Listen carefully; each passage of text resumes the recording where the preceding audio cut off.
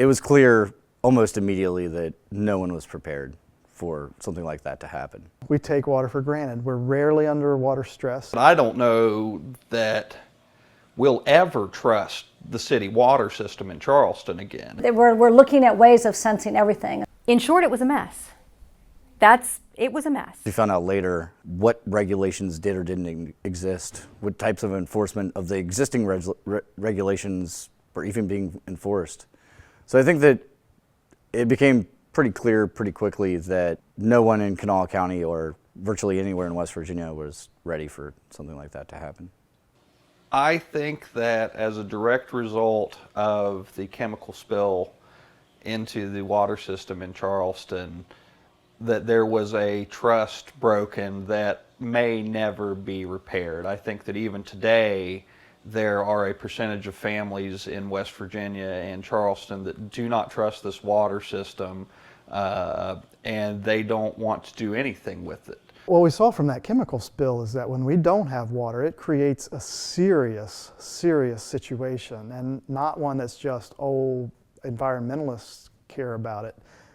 Everybody cares about it. Citizens care about it. Businesses care about it. It's wildly important to us, and we see it when we realize it when it's gone. I was actually at work back in the office whenever that all clear happened.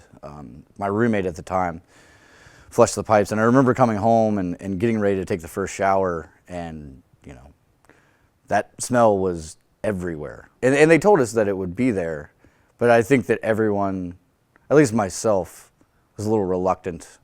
It was a matter of necessity, though. It had been days, and it's not like I could jump in the car and just drive away out of town to go find some water to use. What the chemical spill taught us is that water is extremely valuable, and we just often take it for granted because we have so much of it. I was lucky. I had water, but that meant I was sort of ground zero for people who needed showers, who needed to fill up water bottles, for people who just kind of wanted a place where they could get away from the no water situation wherever they were and feel a sense of normalcy for a little bit. So I was very, very fortunate. I think from an economic standpoint, there were so many people that couldn't go out and afford to go get a hotel room, couldn't afford to go drive 30, 40, 50 miles to another place to take a shower, to do their laundry, to do the necessities with water, that I think that because of that situation, people just had to go ahead and use it. Now, moving into the future, there is no question that the value of water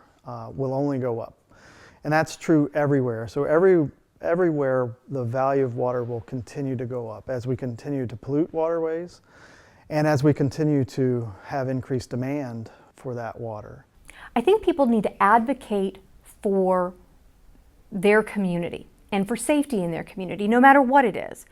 But when it comes to something as essential as water, know what's going into the water. Know how your water is processed. Understand what potential hazards there are along the waterways which feed your particular system.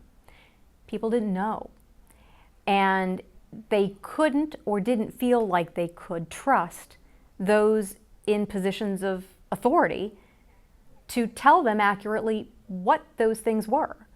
We learned through this process that there really hadn't been an oversight process for above ground storage facilities in West Virginia. I think one of the most empowering aspects of sensors and this sort of DIY, Internet of Things environment is that it gives individuals who have not had power in a situation power to look at and investigate their community themselves. I've never, ever seen the community of West Virginia come together in a way that people did during the water crisis.